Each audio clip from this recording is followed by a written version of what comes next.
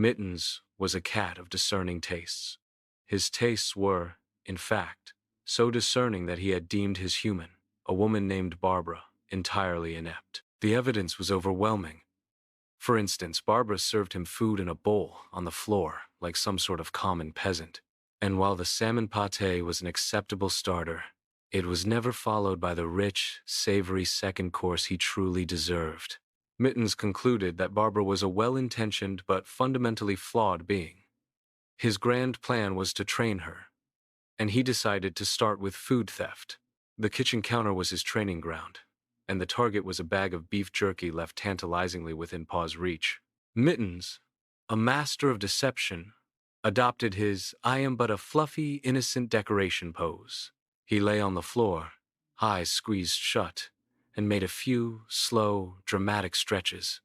A human, he knew, would interpret this as innocent slumber.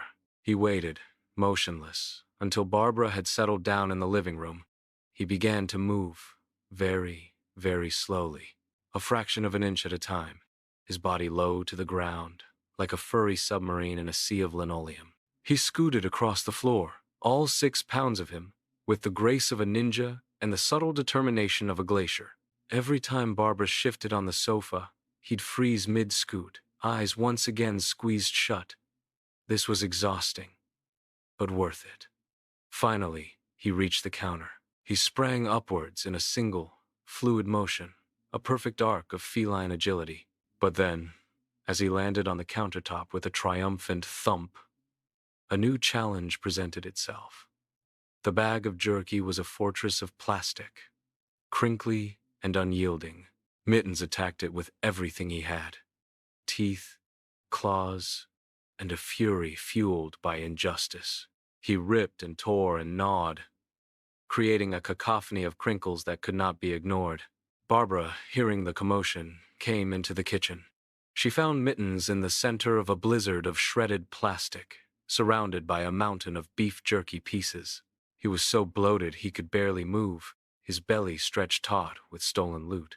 He let out a pathetic, mournful squeak, the sound of a cat with a full tummy and a heavy heart. He had won the battle, but at what cost? He spent the rest of the day in a food coma on the sofa, a lesson in gluttony, but not before Barbara snapped a photo.